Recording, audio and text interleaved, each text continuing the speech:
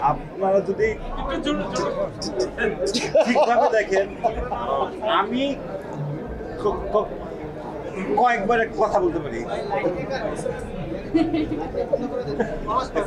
আমরা যেটা হচ্ছে আমি আমি প্রথমে female 1 2 3 I saw it many Times. আমি দেখলাম কারণ আমার ক্যারেক্টার যেহেতু এটা ছিল, সো আমার যেহেতু ওর সাথে না মিলে যায়, ওর প্যাটার্ন অবভিয়াসলি পলাশ খুব ভালো করে এই জিনিসটা। তারপরে আমি ওর সাথে কথা বললাম যে কীভাবে করে, ওর ইন্সপিরেশন পয়েন্ট কি, অ্যান্ড ট্রাই টু ডু।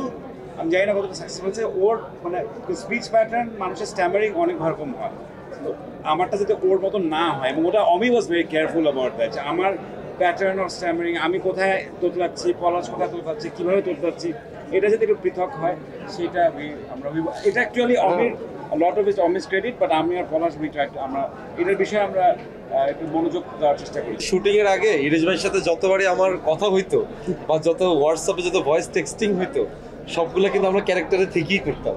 এটা তো সবচেয়ে ইন্টারেস্টিং পার্ট। এবং যতবার তাকে আমি কোনো কথা বলতাম, আমি কিন্তু তোতলাই বলতাম। এবং শুটিংয়ের মধ্যে যেটা হয়েছে যে, দেখেন ফিমেল 4 বা ফিমেল 1 2 3 এটা মানে একটা ফান আসলে। তো পুরো শুটিংটা একটা ফান প্রসেসের মধ্যে দিয়ে গেছে। তো আমরাও চেষ্টা করছি আনন্দ করে মজা করে কাজটা করার, যাতে করে আনন্দটা যাতে আমরা আগে পেয়েছি বিধায়, ধরুন দর্শকরা যাতে সেই আনন্দটা যাতে পায়।